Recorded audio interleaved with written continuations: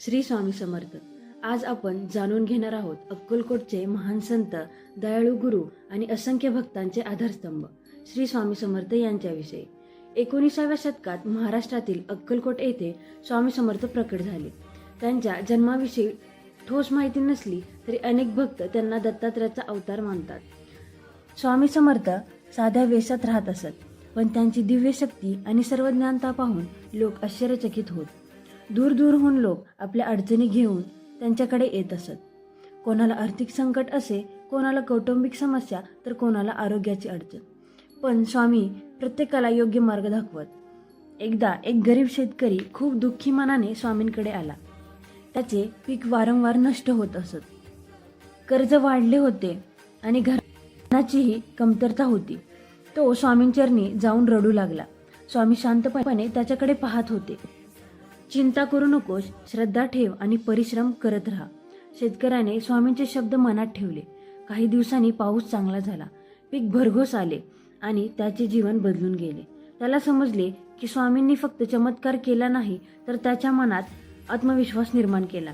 स्वामी समर्थ नेहमी सांगत असत की माणसाने संकटांपासून पळून जाऊ नये.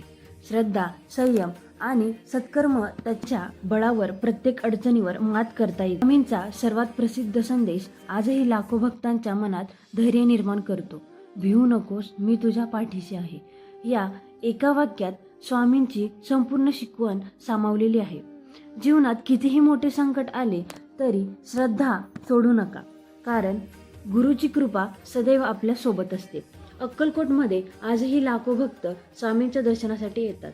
अनेक भक्तांना त्यांच्या जीवनात स्वामींच्या कृपेचे अनुभव आले आहेत.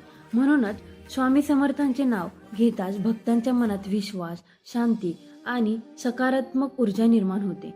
मित्रांनो, स्वामी समर्थांनी आपल्याला शिकवले की दुसऱ्यांना मदत करा, सत्याचा मार्ग स्वीकारा, देवावर अढळ श्रद्धा ठेवा.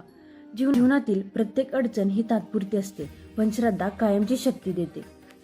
चला, शेवटी सर्वजण एकत्र म्हणूया, अनंत कोटी ब्रह्मांड नायक राजाधिराज योगीराज परब्रह्म श्री स्वामी समर्थ महाराज की जय. जर तुम्हाला ही कथा आवडली असेल तर व्हिडिओला लाईक करा, चॅनलला सबस्क्राईब करा आणि कमेंटमध्ये श्री स्वामी लिहायला विसरू नका. श्री स्वामी समर्थ.